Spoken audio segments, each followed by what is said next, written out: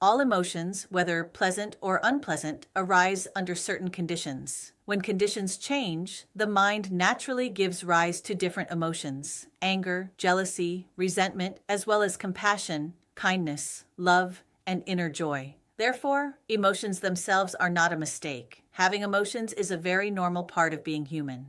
What truly causes suffering is not the arising of emotions, but our habit of repeatedly thinking about them and holding on to them. The more you dwell on a thought, the stronger it becomes. When your mind keeps intersecting with the energy of a particular emotion, you continue to feed it, and it leaves deeper and deeper imprints in your mind. Take anger as an example. When we are angry, we often replay what happened again and again, justify our anger, and think about how to release it or get even. On the surface, this seems like emotional release, but in reality, it only strengthens the anger. The situation does not disappear, the other person does not change, and only our own suffering increases. Buddhism reminds us that anything that arises due to conditions will naturally cease when those conditions are no longer supported. Once something has already happened, continued anger cannot change it. Instead, it only prolongs our own suffering, which is ultimately not worth it. You can think of the mind as a gatekeeper. Thoughts and emotions are like passers-by walking past the gate. You simply see them come and see them go. That is enough. Just recognize them, without analyzing, extending, or continuing the story. The less you chase after them, the weaker their influence in your mind becomes.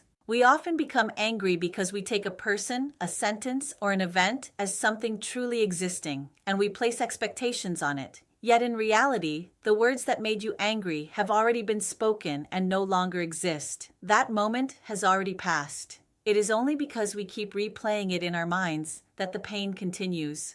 When you truly see the emptiness of the situation and stop stepping on it or feeding it with energy, it will naturally weaken and fade away. Since it is something formed by causes and conditions, it cannot last forever. If a certain person or environment consistently gives rise to strong anger or resentment, and you are not yet able to stabilize your mind, then leaving as early as possible is an important form of self-protection. Remaining in anger for long periods is a great drain on both body and mind. The energy of anger and hatred is, in essence, aligned with a hellish state. Even while alive, if one's mind dwells constantly in such a state, it is like living in hell. The cost is simply too high and not worth it. These changes do not happen overnight. They require repeated practice. Understanding the principle alone is not enough. Only when you are willing to pause each time an emotion arises and stop feeding it, will you truly see change. Whether it works or not, only personal practice will show you.